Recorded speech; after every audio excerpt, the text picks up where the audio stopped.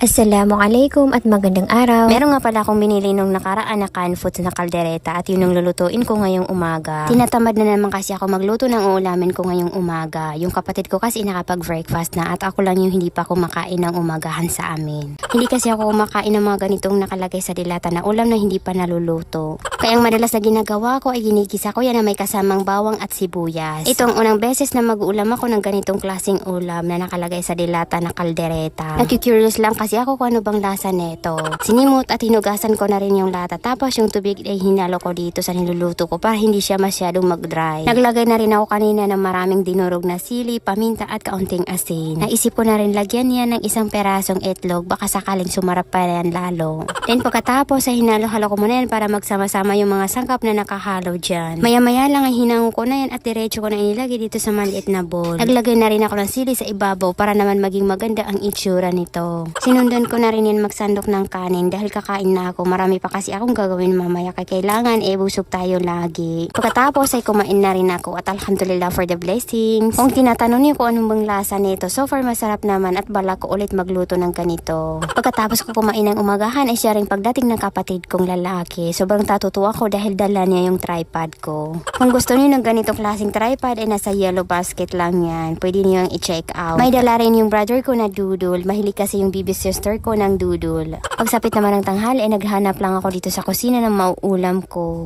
At itong talong lang na binili ko pa nung nakarang araw ang nakita ko dito sa kusina.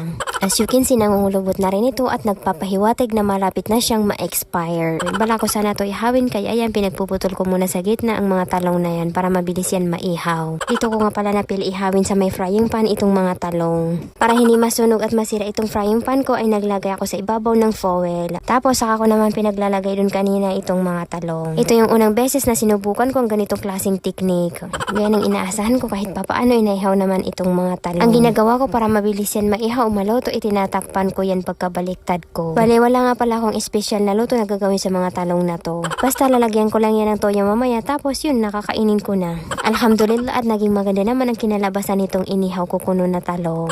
Hinango ko na rin tong mga talong at inilagay ko muna dito sa may plato dahil palalamigin ko muna yan bago ko yan balatan mamaya. Dahil bigla ako nakaramdam ng gutom ay pinaghihiwa ko muna itong dudol. Masarap ang dudol na to dahil bagong luto lang at hindi ganun katamis at tamang-tama lang yung pagka-chewy nito. Dahil hindi naman nakakabusog yung dudol na kinain ko kanina ay kakain na lang ako ng kanin. So yun na nga, pagkatapos ko ipili itong mga talong, hinugasan ko muna yan saka ko hinimay. Naglagay na rin ako ng sibuyas at ginger. Nagdurog na rin ako ng ilang perasong sili. Mas masarap kasi to kung maanghang. Naglagay na rin ako ng konting pampalasa at toyo. Pagkatapos ay minix-mix ko na rin maya-maya lang ng konti, kumain na rin ako dahil pakiramdam ko ay nanghihina na ako ng a little bit. Nagprento na rin pala ako kanina ng ilang perasong tamban para naman may kapartner itong inuulam kong eggplant. At yun lang muna, pa-like and pa-share naman ang page ko. Maraming salamat sa panonood. Bye!